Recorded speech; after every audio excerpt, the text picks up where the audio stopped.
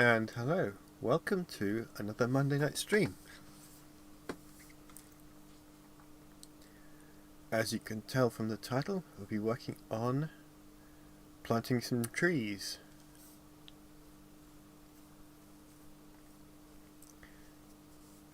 Now, I haven't actually tested what I want to do on this particular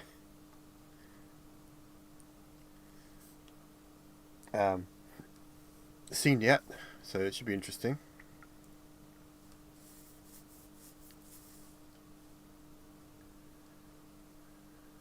Krogan, hello. Imperial Cinematic. Team Trees. Well, it's Merca, so it's a forest planet. We need trees to make the landscape look like a forest. Sherry, hello and welcome. So I'm going to say the way the sky and the lighting works is set is not how it's not the final colours. I figured out a better setup for another scene in this sequence, but I haven't brought the lighting from that into this yet. So it will look a lot better than this colour. It's kind of dark and dingy, which is not quite what I want. What have you all been up to recently? Working on this. This is actually a scene for chapter 23.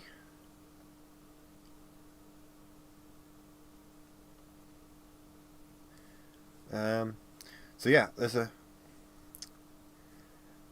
I'm very lucky that Omniverse has this tool. It's paint. It's called paint, but all you do is you paint objects, which in this case are going to go with trees. So we're going to select the tree library, and there's a couple of different trees in the selection, but it places them randomly, or where I paint them. Now there's a couple of settings I need to play around with, because we don't want trees that are too big for what I'm actually doing here.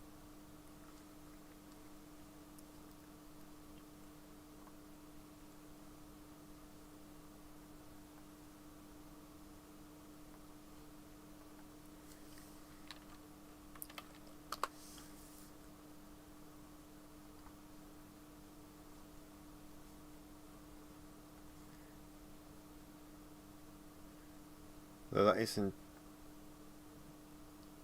it's about right.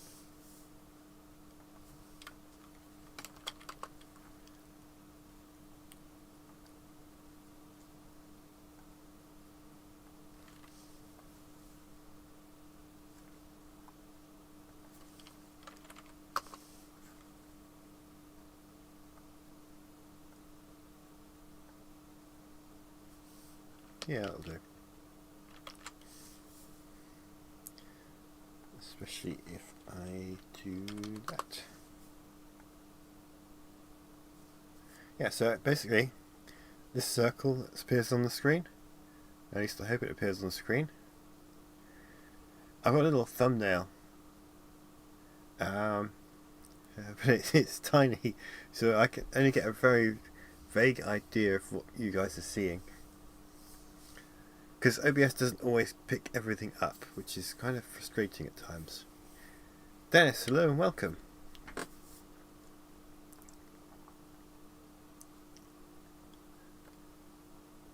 Oh, I'm glad you think so.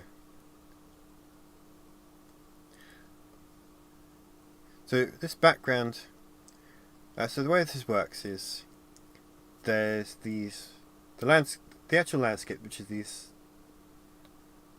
hills and mountains. That's a real 3D object that I've brought into Omniverse, and this one here is it's the same thing but different object. And in the background you've got the sky and some trees and so on. That's a 360-degree photo I took on a walk not far from where I live, with the idea that it looks good enough for kind of rural enough that it makes sense for Merca. Imperial Cinematic, excellent. I'm glad you see the circle. Now, I'm only going to place trees where they're actually needed. Now, this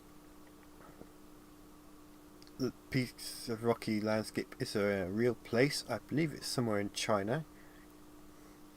I do not know how someone made a 3D model of it, but for this, it's perfect. That's a little too close.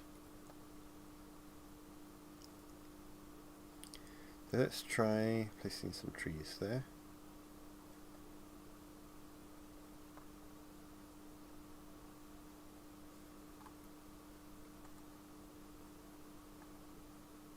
Oh, that's why.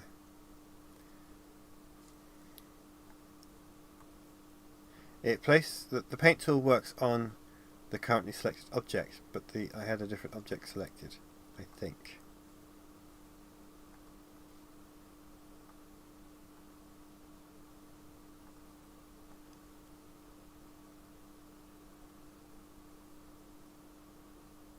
That would make sense. Okay, got it here where we want it to be, and it's not placing trees. Oh, there, it is placing trees, just not quite in the right place.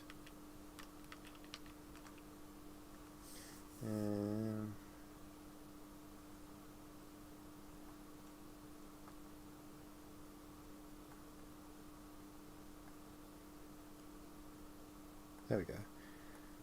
I haven't quite mastered the paint tool. Sometimes it places the trees exactly where I want them, and sometimes it doesn't, like right now. I do not know why.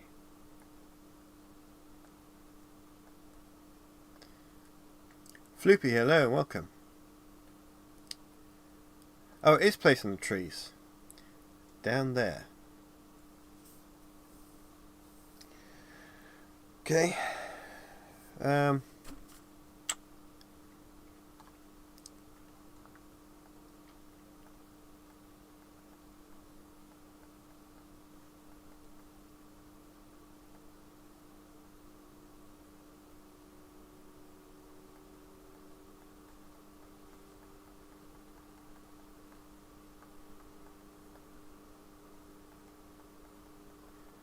Let's get rid of these trees and so what were your thoughts on the canon New Republic revealed in the latest Mandalorian episode? I thought it was really good to see the Mandalorian explore parts of the galaxy that we haven't seen so far, because obviously the series so far is focused entirely on Din Djarin, and that's good. It's obviously his show. But at the same time, it's nice to get a bit of a taste of what's going on elsewhere. And this is obviously going to be spoilers for people who haven't seen it yet. So if you haven't seen the latest episode of The Mandalorian, I suggest you cover your ears or mute the sound.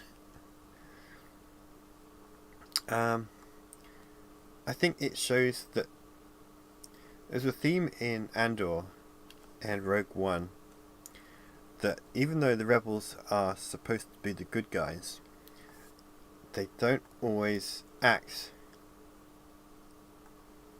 the way you'd expect the good guys to act. Especially Andor, they really covered that as a theme in that show.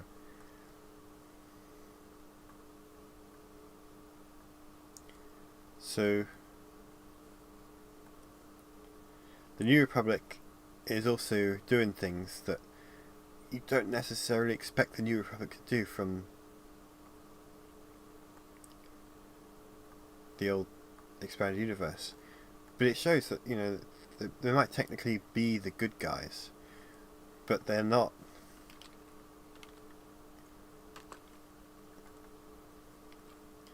They're still capable of doing awful things. It also shows that they're quite incompetent.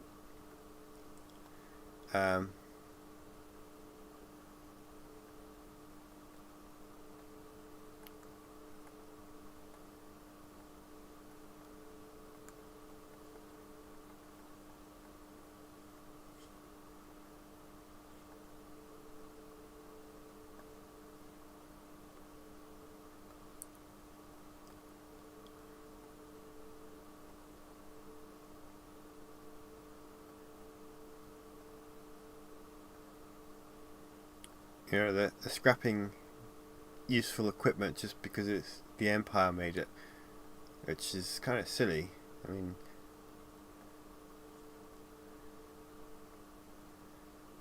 you can paint over the Imperial logos on things if, you know, if something's perfectly good and working. I mean, it's a big difference between. It's not like they're saying let's repurpose the Death Star or anything like that, but you know, lab equipment and stuff like that, which is something that came up. Just because the Empire made it, you're not going to use it? That doesn't make sense. But they'll use the Mind Flare. I don't know.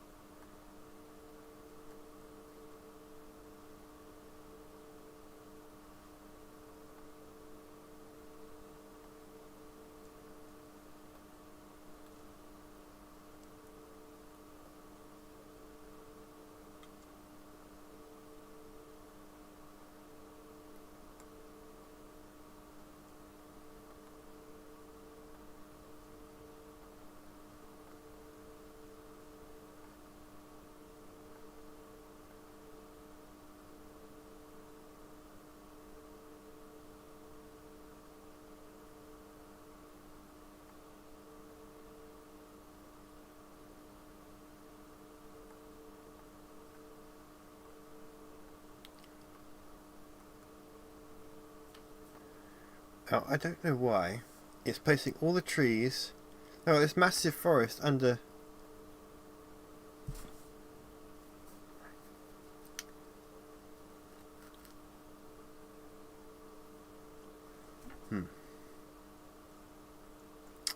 Let's start again. Let's delete all the trees.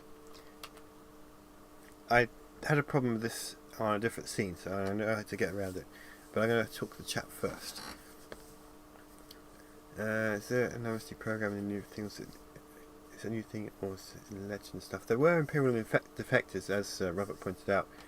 I don't think there's an amnesty program specifically. At least I don't remember it in any of the stuff I read. No, I haven't read everything. Obviously, they did have a way to deal with defectors and prisoners.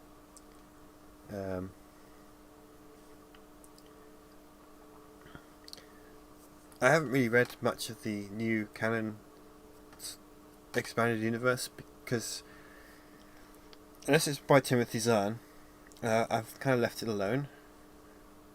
Although I do have the Fallen Order book to read because I did enjoy the game and want to know what happened in between.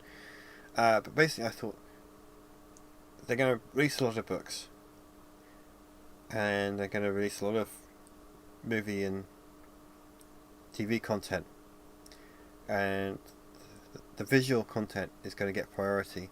And at some point, the writers of that visual content aren't going to care about the books, and so that's a second wave of expanded universe stuff that gets wiped away, and in favour of the stuff that's got the bigger audience.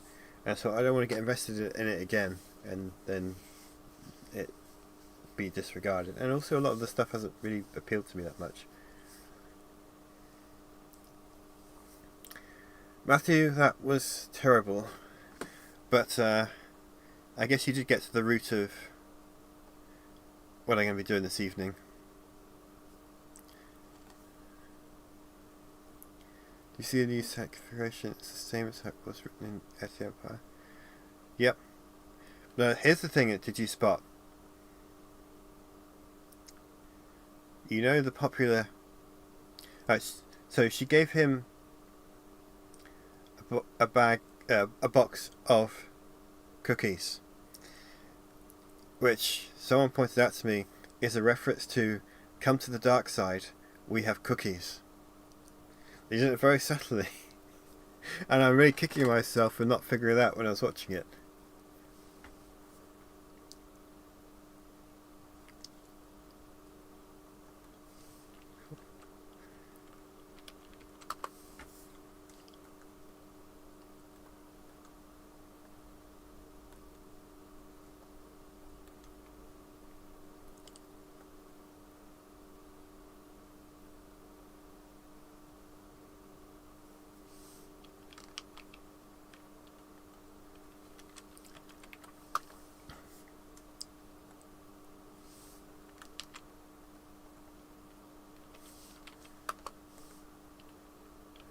I fully expect Thrawn to make an appearance in The Mandalorian, and I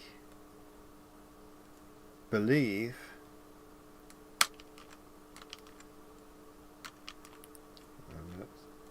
just a second.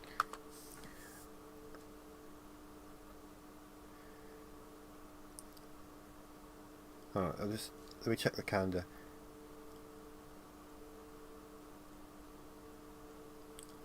Yes.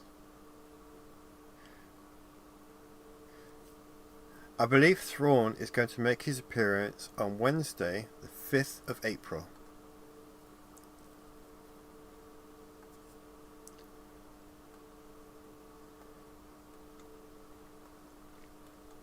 Now, this is just a guess, but I'd say it's an educated guess, because that's the week that Celebration happens. Celebration, it takes place on the Thursday. Well, no, the Friday. It starts Friday.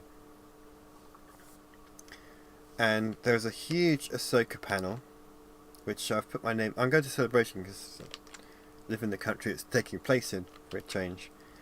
So I got my name in to try and get into the panel for Ahsoka. But I think they'll reveal Thrawn just before.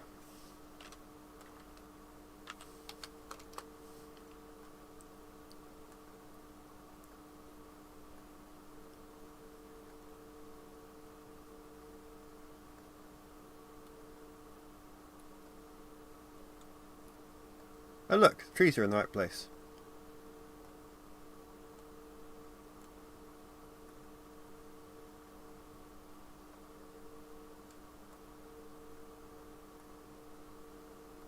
Mostly.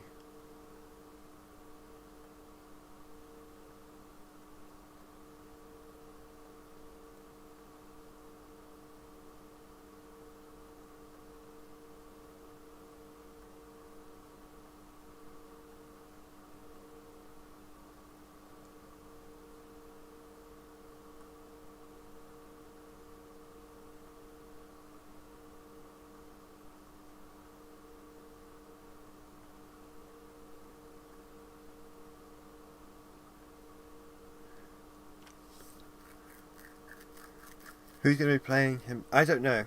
I really hope it's Lars, who I know has denied playing him.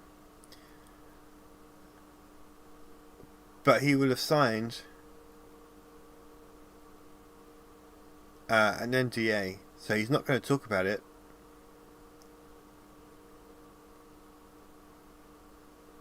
If he did. I mean, it could be someone else. But just because Lars has denied it doesn't mean that he's not playing him.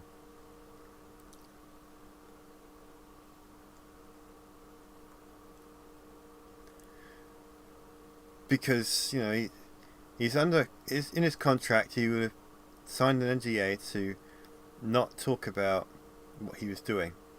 And he, of course, has to respect that, because otherwise he wouldn't get any work. Because, you know, you get a reputation for...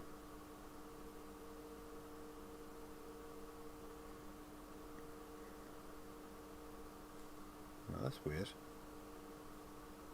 Oh no, it's not. And if he broke his contracts by talking about secret things, then he wouldn't get any more work, and obviously that's very important. No, I don't see a link.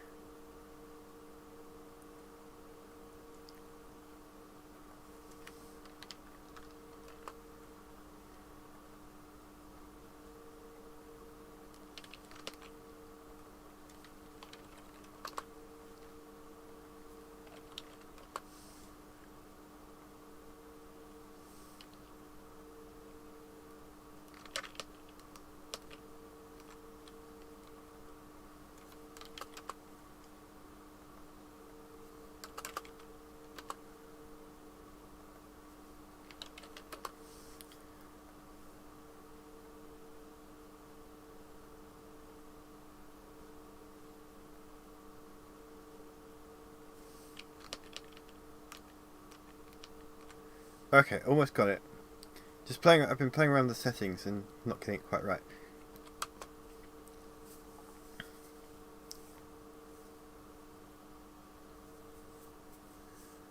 Krogan, that seems to be pretty much the consensus that I've got. Is she's still working for the Empire? She's faking it to, like, she sold them out to try and gain the New Republic's trust. And my guess is she's going to spring Moff Gideon from prison at some point.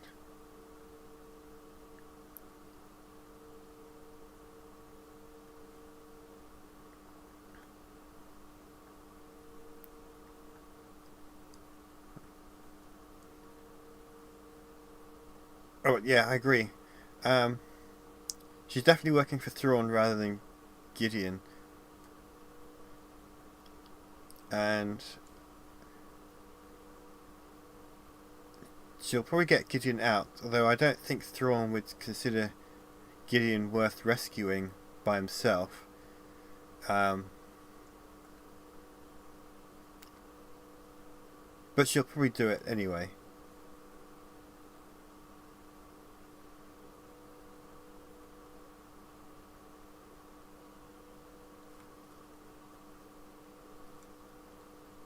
Does that mean the Empire doesn't want Pershing to continue this work, or is they not? I think they don't want Pershing to share his secrets, but they've probably got enough to continue his work with. The Empire's probably got enough to continue his work without him.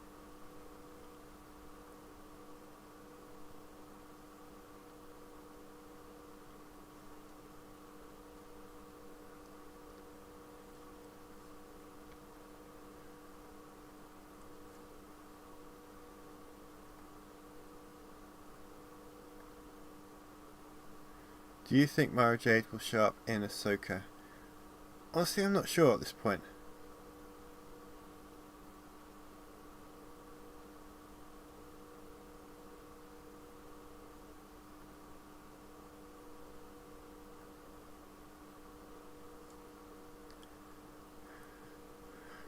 I think the New Republic is... They don't believe the Imperial Remnants exists in any kind of threat, in any meaningful way. Probably a few scattered warlords, nothing to worry about. So as far as they're concerned, the Empire's gone, and they can just sit back and relax. Which is obviously a silly attitude.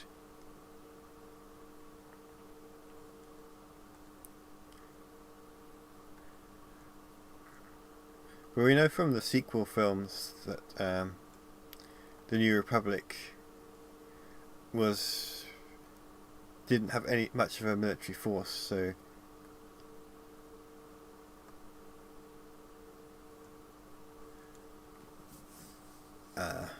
Yeah. I guess they won't be learning their lesson. It'll probably be the Mandalorians that defeat Thrawn. Is the pitch... The sky looks pretty... Is that a picture you took? Yes, it's a 360 degree photo I took when I went for a walk, and it was a sunset. And the camera is going through the trees, so I might need to adjust some tree positioning later.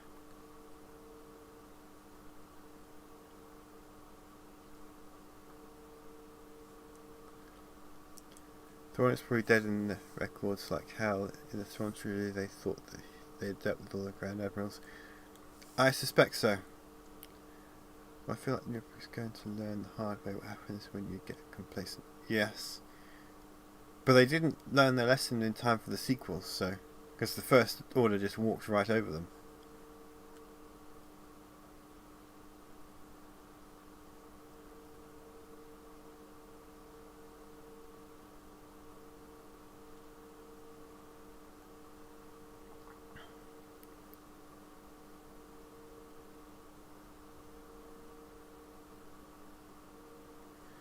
It's one of the differences between Legends and canon is the new, because the Empire took longer to defeat in Legends. The New Republic didn't disarm, and they pretty much never disarmed.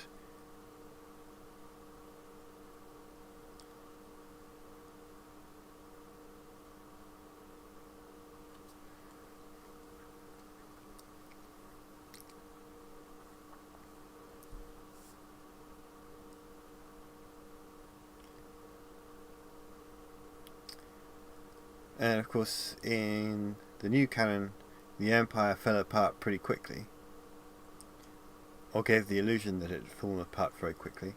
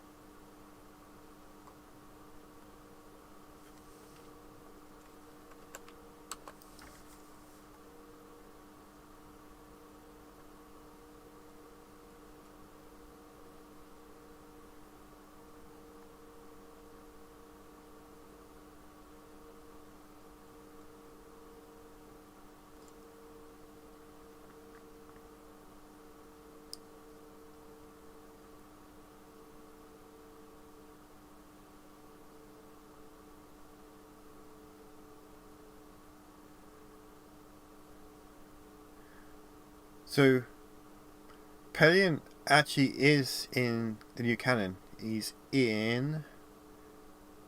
which book was it? I think it was... Betrayal. Thrawn Betrayal. He might have been in Alliances too. He gets name dropped somewhere as captain of a Star Destroyer under Thrawn's command. And Rook is, of course, in... He's in two of the books, and in Treason, that was it, not Betrayal. Rook was in two of the books, and of course in Rebels.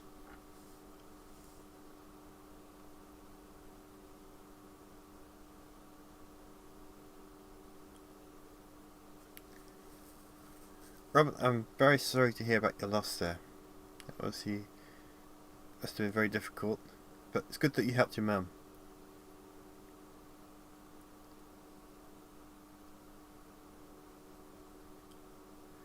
Yeah, Rook was in Rebels and he got killed off, and Rebels takes place before Mando and Ahsoka.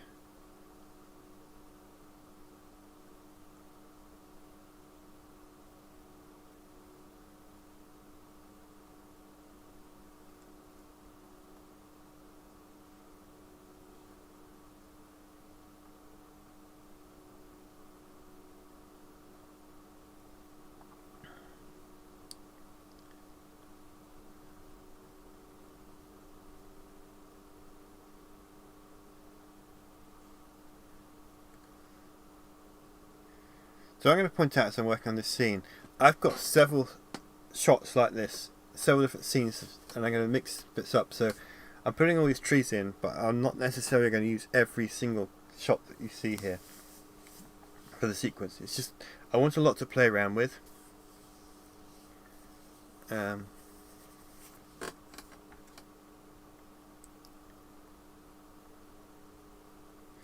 here's a theory I've been thinking about and I haven't shared it with anyone yet. Dr. Pershing at the beginning of the episode last week was talking about his research was all about taking the genetics of two people, two subjects, and combining them. So we know that Grogu was one of those subjects.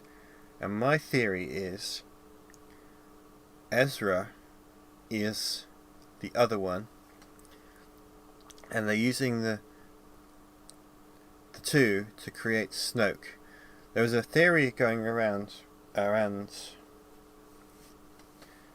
time of The Last Jedi that Ezra was Snoke because they had a very similar head shape, and then of course Rebels ended and it looked like that wasn't the case, and then we found out that Snoke was a strand cast, which is exactly what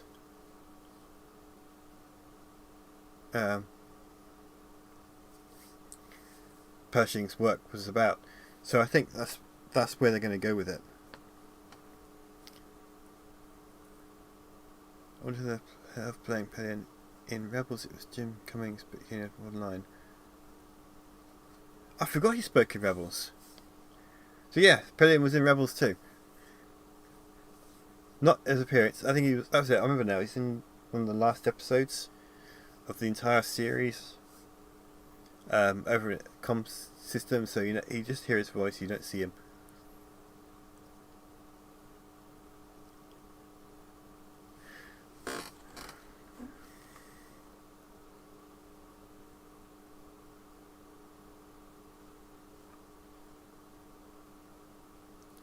I think kind of set up the ancient war between the Zephyr and the Attacker now. Yeah, they were exploring that in Bad Batch. You got to saw the Zepho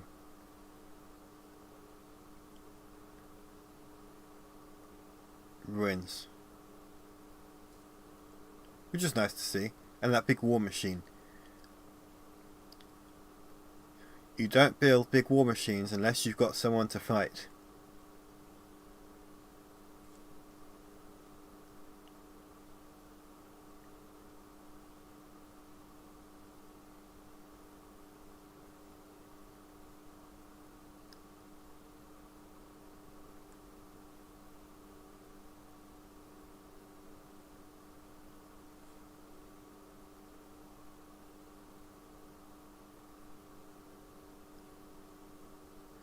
Interesting to see how they explore that.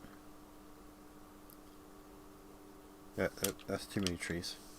Can't see anything.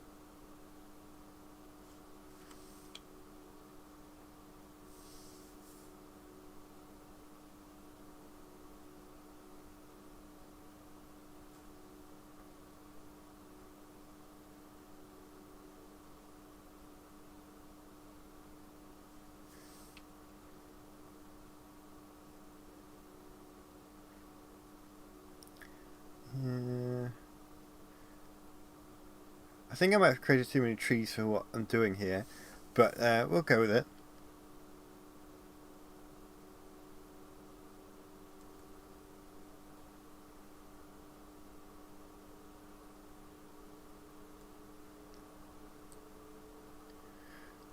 To learn more about the Rakata Empire, Rataka, whatever, you need to play Knights of the Old Republic.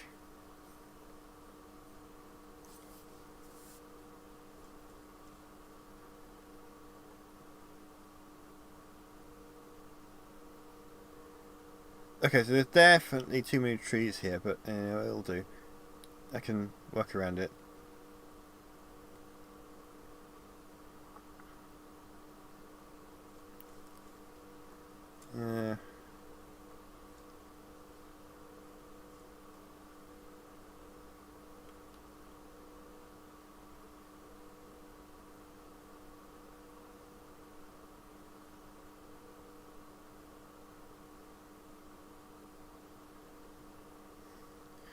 They were defeated before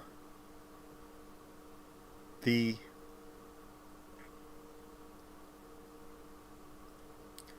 Old Republic existed.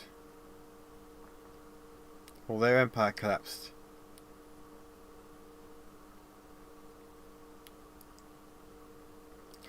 Of course, we've got the Old Republic remake coming, so that's probably going to explore.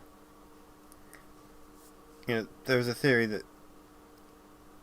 that game will make the story.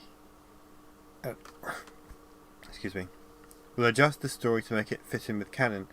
So that would be a good way to explore what happened.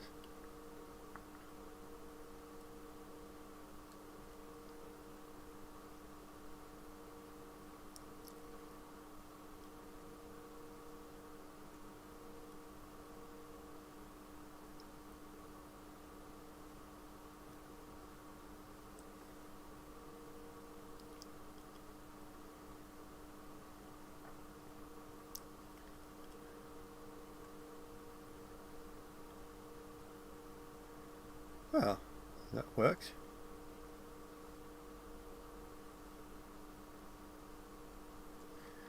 Mostly.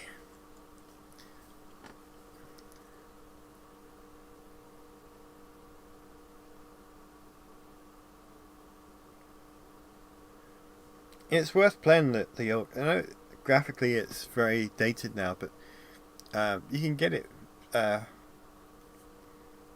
on pretty much any device now. You can get it on Steam and GOG.com for PC.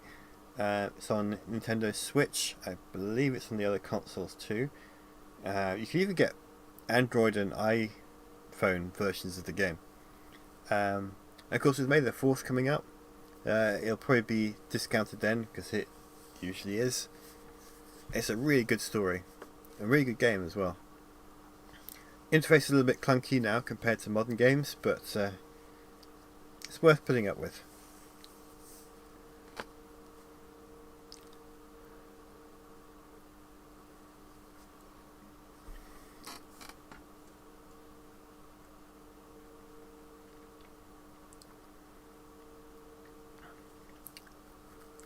Right, so I've placed all the trees I want to place. I know I need to get rid of some.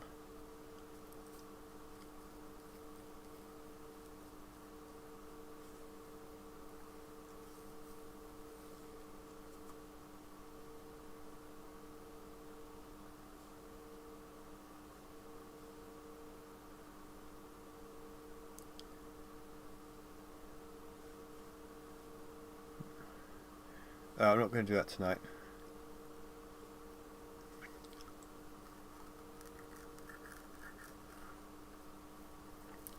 I did like that they incorporated the Jawas and Sand People into originally one species, and it kind of works because you never see what either of them actually look like under their clothes.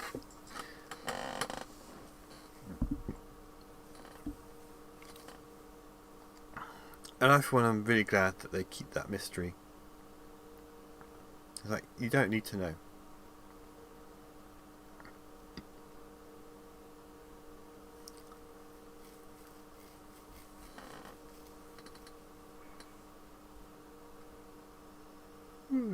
Excuse me, getting a bit tired. But yeah, go play the game.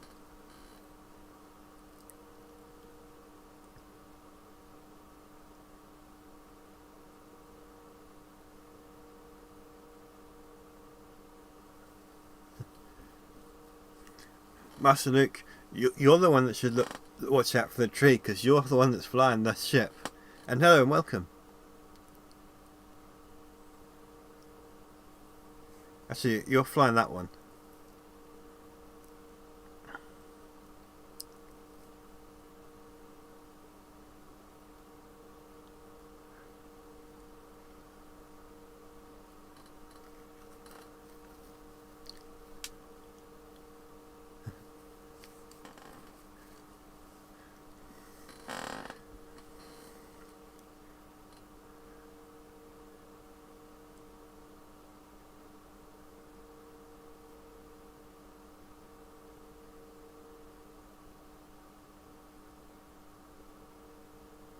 I like to think I'm a decent pilot. I would hope so. I have to admit, the ending of this sequence was really tricky to figure out, because the book kind of describes that they crash. Doesn't really go into any detail. And I thought, Luke's a really good pilot. I think the book kind of just says he loses control of the aircraft, of the skip rate, because he's not used to it. That's really hard to do in a visual way. So eventually I came up with something that will work, and I'm not going to show that off tonight. But yeah, that was one of those things that's really tricky.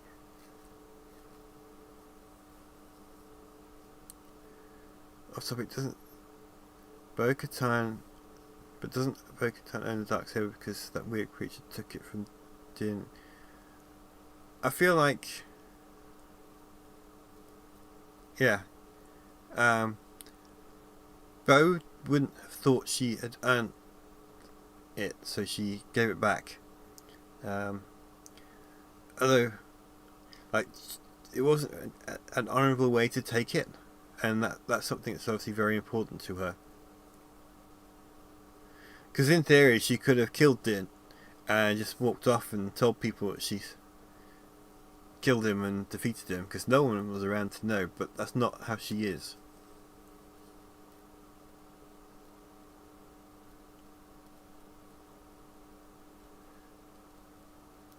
And yeah, as Robert said, she doesn't want the Mandalorians to fall back. She expressed her views on Mandalorians killing each other quite disdainfully, so she wouldn't want to do that. And I think she actually likes Din.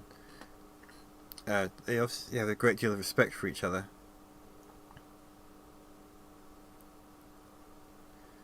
And I think she was also a little bit distracted by the mythosaur. Because that was something that she took her by such surprise that I think she wasn't really thinking about.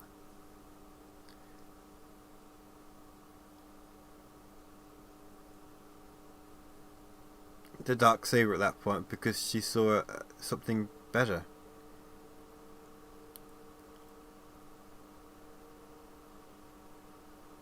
It will be interesting to see where she goes with that. Also, if she keeps the helmet on, or how long she keeps the helmet on for. I suspect probably not that long, but she does have she's been welcomed.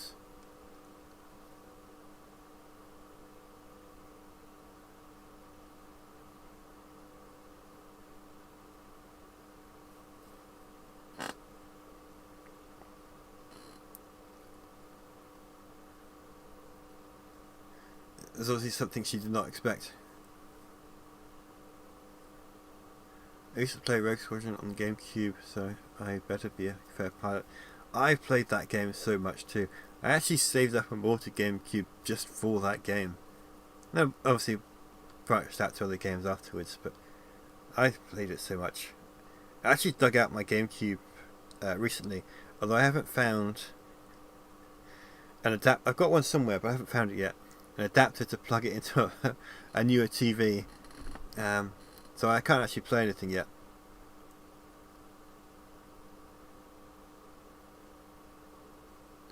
I don't think Din's going to agree if Grogu is forced to wear 24/7 armor at this point. I don't think Grogu's ever going to wear armor like that.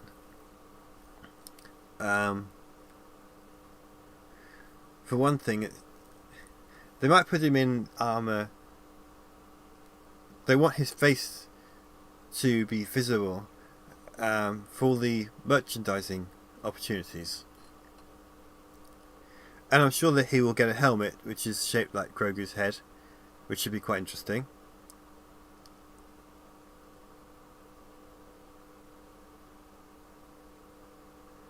So what would you think if... I think Bo-Katan's going to stay with that group for a while. I mean, she was a little bit overwhelmed that she just kind of stood there while everyone was welcoming her into the group. I think she did not expect that. And she didn't really know how to handle it. I think she'll stay with them for a while until she finds their way of too restrictive for what she wants to do.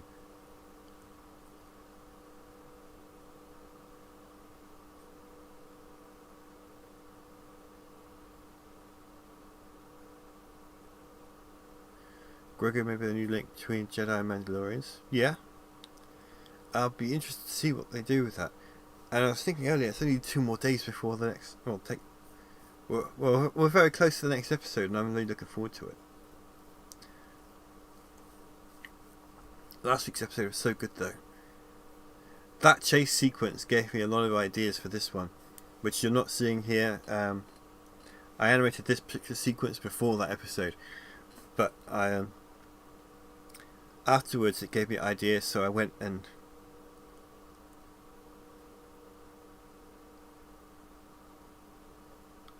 added some more. I think Bo was actually touched by their acceptance, especially since I almost... Yeah, I agree with you. It must have been so to join the Emperor's cult since she ruled Mandalore. Now she's being commanded by the armor who probably followed Maul. You know, if the armor is revealed to have followed Maul, I think that's going to be a big issue for Bo. And of course Din's going to be conflicted there, because obviously he really likes... He likes Bo, but he also likes his family.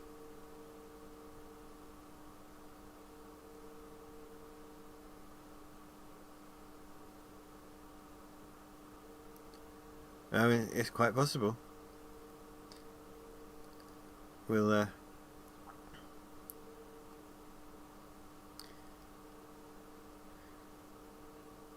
be interesting to see how she handles it, because obviously she said she doesn't want Mandalorians killing each other, but she's not going to blindly accept Mandalorian ways that she disagrees with.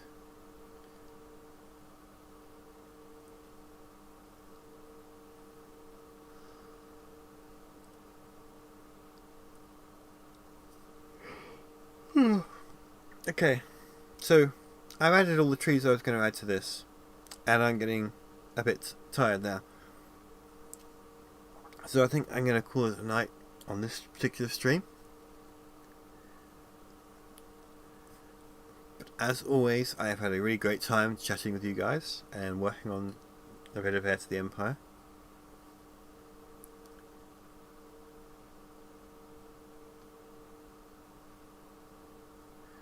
Yeah, I've been enjoying all the TV shows as well.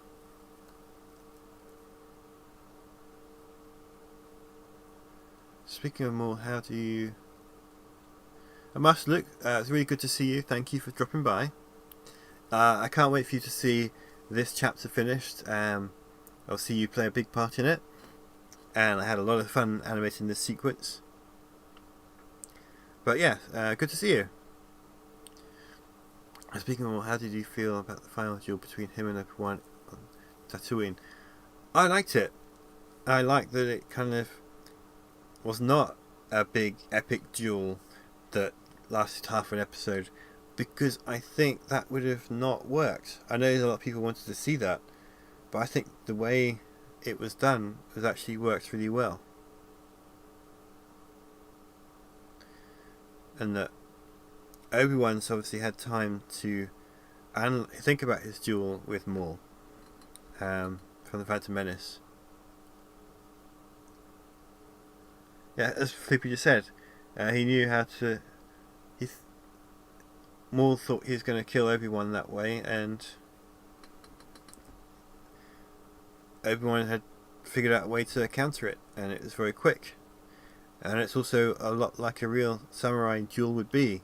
They're not big drawn out fights, they're short and quick. Anyway, I'm going to call it a night there. So thank you all for coming. I'm looking forward to getting this chapter finished. I'm still waiting for one set of character dialogue, and then I can animate those scenes. But this is coming together really nicely, and I'm really excited for you to see it. So yeah, thank you all for coming. Hope you all have a good evening. Hope we all enjoy the next episode of The Mandalorian and Bad Batch. And I'll see you all next time. Have a good night, and may the Thrawn be with you. Oh, what do you think of my Starkiller theory?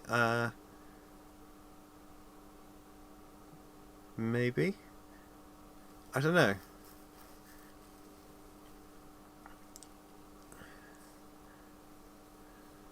My brain's a little bit too tired to think about it through, so I'll think it over during the week and I'll talk about it next time. So yeah, have a good night. May the Thrawn be with you, and see you all next time. Goodbye.